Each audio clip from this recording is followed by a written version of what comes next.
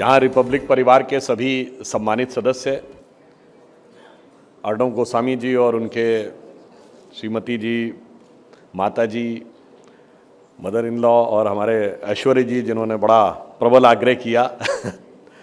देखिए, आज जो आपने विषय रखा है साहित्य, सुर, शक्ति और संगम, अभी अभी मालिनी जी की जो प्रस्तुति आपने देखी, दुनिया में कहीं आपको किसी संस्कृति में ऐसी चीज नहीं मिलेगी कि उन्होंने शमशान की होली बताई, अर्थात मृत्यु भी एक उत्सव की तरह लिया जाता हो, उसमें भी एक आनंद का अनुभव किया जाता हो, ऐसा सिर्फ और सिर्फ आपको भारतीय संस्कृति में मिलेगा।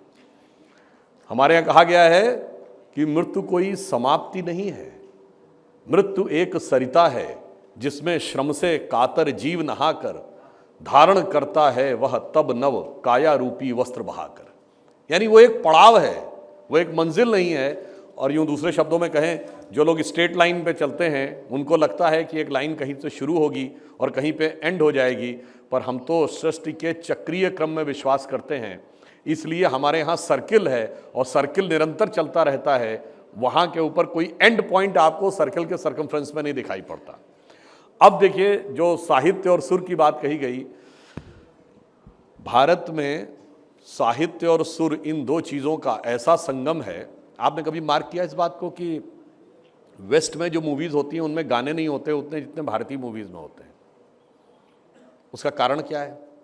उसका कारण यह है कि हमारे यहाँ जितनी भी रचनाएं हैं सब लय में हैं। हमारे जितने धर्म ग्रंथ हैं वो छंदों में लिखे गए हैं। मतलब आप वेदों के मंत्रों से ले लीजिए, पुराणों के श्लोक से ले लीजिए और रामचरितमानस की चौपाइयों तक ले लीजिए, सब एक मीटर में है। अगर चौपाई में 16-16 की 4 मात्राएं होती हैं, दोहा में 13 और 11 13-11 होता है, तो ये सारे के सारे एक रिदमिक मीटर्स में हैं। इसलिए हमारे यहाँ हर चीज लय और छंद के साथ जुड़ी हुई है। इसीलिए आपने शायद कभी इस विषय के ऊपर ध्यान दिया हो अथवा न ध्यान दिया हो कि हमारे यहाँ जो डूम्स वर्ड है, चूंकि अभी आपने शमशान की बात कही, डूम को हिंदी या संस्कृत में क्या कहते हैं? प्रलय। प्रलय का अर्थ क्या हुआ कि जहां पर लय समाप्त हो जाए वहां पे प्रलय है, और संपूर्ण जगत जो है वो एक विशेष प्रकार की लय में रहता है, यानी एक संगीत की रिदम में रहता है। तो मैं ये कहने का प्रयास कर रहा था कि देखिए, हमारे यहाँ क्या बात है, आप एक छोटे छोटे शब्दों को अगर आप समझें तो आपको समझ में आ सकता है। हमारे यहाँ जीवन लय है, और अगर संपूर्ण सृष्टि की लय समाप्त हो गई तो वो प्रलय है। अब आप कहेंगे, अभी तक जो साइंस में जिन लोगों को थोड़ा थ्योरेटिकल फिजिक्स में इंटरेस्ट होगा, उन्होंने अगर देखा हो तो आज से 100 साल पहले माना जाता था, 125 साल पहले, कि एटम अनडिविजिबल पार्टिकल है, फिर इलेक्ट्रॉन प्रोटॉन आए इंडिविजिबल पार्टिकल, अब 2012 में हिग्स बोसॉन खोजा गया, अब आ रही है स्ट्रिंग थ्योरी। स्ट्रिंग थ्योरी ये कहती है कि there is nothing like particle, it's only waves of energy. और वेव्स ऑफ एनर्जी जहां पर सुपर इम्पोज करती हैं वहां पे एक एनर्जी का पैकेट बन जाता है और वो हमें पार्टिकल का फील देने लगता है। पार्टिकल इज नथिंग बट कि सुपर इम्पोजिशन ऑफ जो एनर्जी हुई है वहां से आता है, अर्थात संपूर्ण प्रकृति तरंगों में या लय में ही विद्यमान है। और जब लय एक विशेष अवस्था में होती है तो सृष्टि का अस्तित्व है, जब लय विशेष अवस्था से अलग हो जाती है तो सृष्टि का अस्तित्व नहीं है। इसीलिए आप देखिए, हमारे यहाँ सारे मंत्र लय में हैं, और मंत्र, इसीलिए आप एक बात और मार्क करिए, जब लैंग्वेजेस की बात की जाती है, बहुत से लोग कहते हैं कि इसका अर्थ ये, उसका अर्थ वो। बहुत से लोग वेदों का अर्थ क्यों नहीं समझ पाते? संस्कृत भाषा में बहुत सी ऐसी चीजें हैं जो शब्द हैं ही नहीं, that is nothing but an vibration. उसमें अर्थ की जैसी चीज नहीं है, वो अनुभूति करने की चीज। जैसे एग्जाम्पल के लिए, आप सबने भी अपने जीवन में कभी न कभी जरूर सुना होगा, जब आप पूजा करने के लिए बैठते हैं तो कुछ चीजें क्या बोली जाती है देवी की स्तुति? ओम ऐं हीं क्रीम। ये शब्द नहीं है, इसमें अर्थ की जानने की आवश्यकता भी नहीं है, यह अनुभूति की चीज है, ये एक वाइब्रेशन है, ये एक लय है, ये एक पल्स है जिसे फील करना। और ये बात कोई ऐसे हवा में नहीं कह रहे हैं, ये हमारे यहाँ कहा गया है, न शक्यते वर्णयुतिम गिरायत स्वयं तदंतः कर्णेन ग्रह्यते। इसका अर्थ हुआ न शक्यते, नहीं कर सकते, वर्णयुतिम जिसका वर्णन, गिरा अर्थात वाणी से, वो चीज है जो स्वयं तदंतः करणेन ग्रह्यते, वो अपने अंतःकरण से ग्रहण की जाती है। इसीलिए अगर आप कहें, हम सबको पढ़ाया जाता है कि हम लोग सबने स्कूल में पढ़ा होगा, what is man, man is a social animal, वो एनिमल पे ही पड़े रहते हैं। हमारे यहाँ क्या कहा गया है कि व्हाट यू आर फंडामेंटली, हमारे यहाँ कहा गया अहम ब्रह्मास्मि। There is a huge difference between considering yourself as an animal object and considering yourself as a divine object. But वो एनिमल से डिविनिटी की यात्रा कहाँ से शुरू होती है, उसमें साहित्य और सुर दोनों आते हैं। हमारे क्या कहा गया है, पशु और मनुष्य में अंतर कहाँ पे आता है, साहित्य संगीत कला विहीना। अगर साहित्य संगीत और कला ये तीन चीजें नहीं है तो वो क्या है, साक्षात पशु पुच्छ विषाणहीना। समझिए एक ऐसा पशु है बस जिसके सींग और पूंछ नहीं है।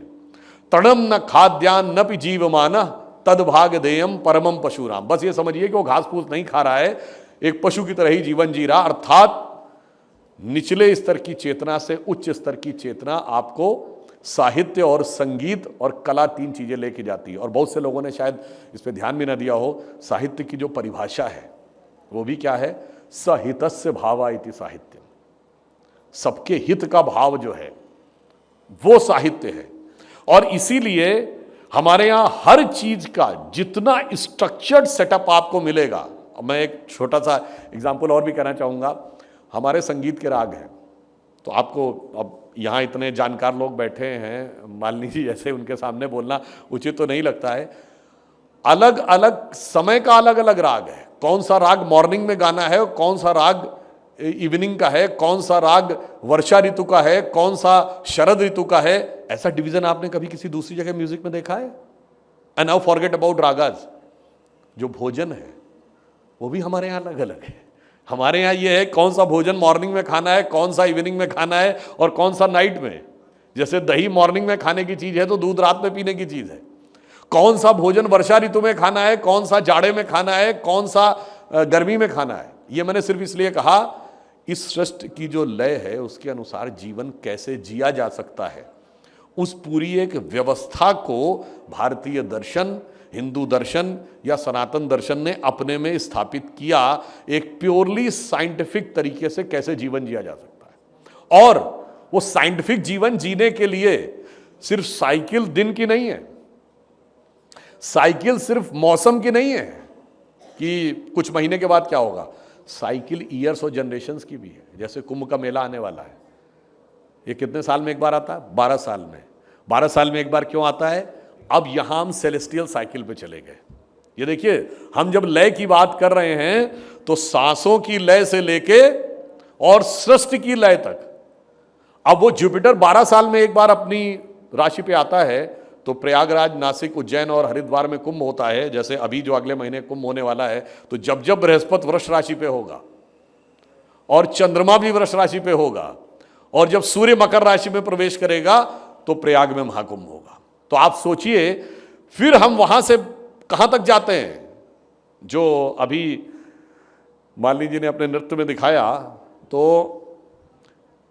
जो आपने नटराज की मूर्ति देखी होगी जो तांडव नृत्य करते हैं, तो यानी जब सृष्टि समाप्त होगी तो भी वो एक रिदम के साथ होगी।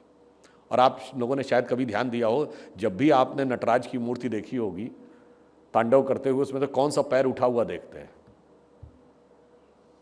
एक पैर स्थिर रहता है, एक पैर उठा हुआ, तो हमेशा आप लेफ्ट पैर उठा हुआ देखेंगे। उसका रीजन क्या है? और ईश्वर ने आपको 2 ही पैर दिए हैं, जो हम सबसे विकसित क्रीचर ऑफ द यूनिवर्स हैं। जब यह सृष्टि उत्पन्न होगी तो एक अव्यक्त ब्रह्म है जो सदैव अस्तित्व में रहता है, जिसे वेदों में प्रकृति और पुरुष कहा गया है। तो अव्यक्त ब्रह्म तो सदैव रहेगा, चाहे सृष्टि रहे अथवा न रहे। परंतु जैसे ही दूसरा प्रकृति अस्तित्व में आती है तो वो एक दूसरा तत्व एग्जिस्टेंस में आ जाता है। When the duality comes then the universe comes. और जब यूनिवर्स का लय होना है, समाप्त होना है, प्रलय होना है, तो क्या होगा? फिर प्रकृति समाप्त हो जाएगी और पुरुष जो है वो यथावत रहेगा। इसलिए एक पैर हमेशा जमीन पे रहेगा, दूसरा पैर उठ जाएगा। मैं इसलिए कहना चाहता हूं, ये ऐसी छोटी छोटी चीजें हैं जो हमारे माइंड में इस ढंग से हमने कभी इसको एनालाइज नहीं किया है। और इसीलिए मैं कहना चाहूँगा कि हमारे जितने भी त्योहार होते हैं, जितने भी पर्व होते हैं, सब सेलेस्टियल क्लॉक से होते हैं। आज की डेट में लोग कहते हैं ना कि वेस्ट वाले लोग पढ़ते हैं, कहते हैं कि वो हिस्ट्री में जाके उसकी एग्जैक्ट डेट नहीं मिल रही। वो डेट इसलिए नहीं मिल रही है कि तुम्हारी हिस्ट्री 2000-3000 साल पुरानी है और हमारा तो 50,000 1,00,000 साल पुराना भी है। अब मैं इमेजिन करूं, जैसे मैं आज आपसे कहूं कि कोई कहे कि टुडे इज 20 दिसंबर 2024, आप 20/12/2024 रख दीजिए, ये सभ्यता समाप्त हो जाए। 5,000-7,000 साल के बाद जब इस सभ्यता से कोई कनेक्ट ना हो, किसी प्लेट पे या किसी पत्थर पे 20/12/24 लिखा हो, तो वो जनरेशन समझ ही नहीं पाएगी what does this figure means 2012-24। हमारे यहाँ हर चीज कैसे लिखी जाती है कि ये अमुक ग्रह यहां पर था, अमुक ग्रह यहां पर था, अमुक नक्षत्र था, तो 5,000 साल नहीं, 50,000 साल बाद भी, 1,00,000 साल बाद भी अगर उसको कोई पढ़ेगा तो वो देख के बता सकता है कि ये टाइम ड्यूरेशन इस समय हुआ होगा। इसीलिए what you call muhurat and how it connects with the modern science, I would just like to say again.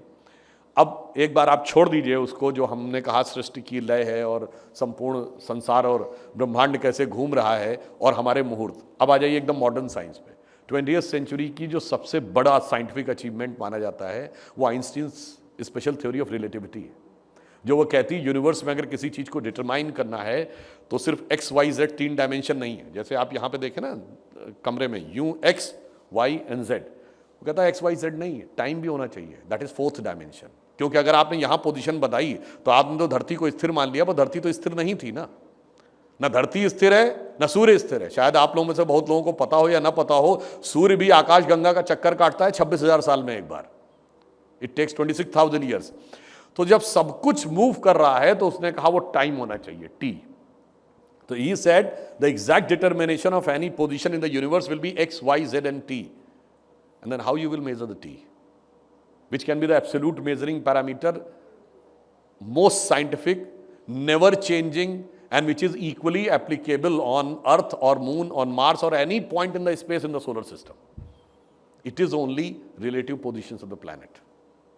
That's why हमारे यहाँ हर चीज में मुहूर्त का महत्व है। वो क्या है? Einstein's most sought after 4th dimension, that is depicted in the most accurate measuring parameter, most equally applicable and most perfect parameter of time में। अब एक और बात आप इससे समझिए, आप एक हाइपोथेटिकल बात कह सोचिए, जो कहा जाता था ना कि बिग बैंग थ्योरी आई तो वहां पर यूनिवर्स एग्जिस्ट ही नहीं करता था।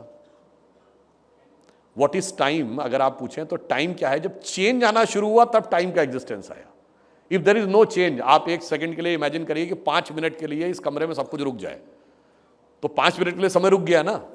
अब आप इनिशियल स्टेज में सोचिए, when there was nothing in the universe there was no time. Time कैसे शुरू हुआ? जब स्पेस क्रिएट हुई तो टाइम क्रिएट हुआ। तो लोग कहते हैं साहब स्पेस टाइम की थ्योरी उन्होंने दी। नहीं, अभी आपने देखा जो बता रहे थे, हमारे यहाँ क्या कहा गया है, महाकाल, जब जो लोग तंत्र की साधना की भी कभी कोई पुस्तक पढ़ी होगी, तो 2 शक्तियां हैं जो आपने कहा ना, एक फिक्स रहती है और एक मूव करती है। वो क्या है? काल और अंतराल। काल और अंतराल ही तो टाइम एंड स्पेस है। और जब अंतराल शुरू होगा तभी काल का एग्जिस्टेंस आएगा। और इसीलिए एक और बात समझिए, आज चाहे लोग कितना भी कहने की बात शुरू करें, अगर सिख धर्म में सत श्री अकाल कहा गया है तो वहां अकाल का अर्थ वहां पे है वो एब्सोल्यूट शुरुआत। वो क्या है? वही सत है और वही श्री है, यानी वही भगवान, जहां काल का एग्जिस्टेंस नहीं है। Because there is no change and there is no need of change, there the absolute perfection, वहां काल का एग्जिस्टेंस नहीं है। इसलिए मैं यह कहना चाहूंगा कि हमारे यहां, अब आप कहेंगे ये तो इतनी बड़ी बात हो गई, अंदर हम कहां पे महसूस करें कि काल का एग्जिस्टेंस नहीं है? जो मैंने लय की बात कही, कभी आप अपनी सांसों पर ध्यान केंद्रित करिए तो आपको लगेगा, कभी आप ध्यान अपना ऐसे ही ध्यान लगाइए, आप एक क्षण के लिए वर्तमान में नहीं होंगे।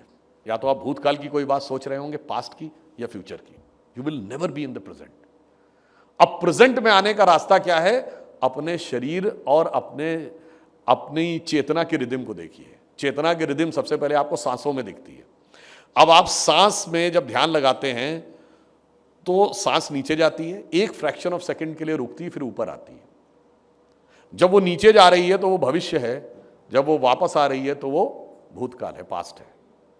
अंदर जा रही है तो फ्यूचर है, बाहर आ रही है पास्ट है। यही तो खेल में हमारा दिमाग फंसा हुआ है। एक क्षण के लिए हम प्रेजेंट में नहीं होते हैं, या तो फ्यूचर में होते हैं या पास्ट में होते हैं।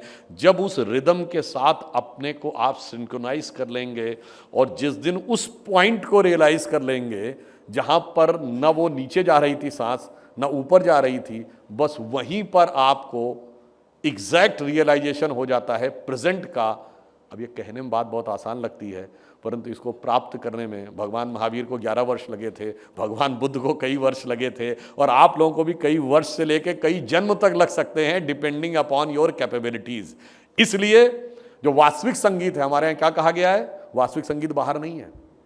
इसीलिए हमारे यहाँ कहा गया वास्तविक संगीत क्या है, वास्तविक संगीत अंदर है, हृदय के अंदर, जिसे कहते हैं अनहद नाद।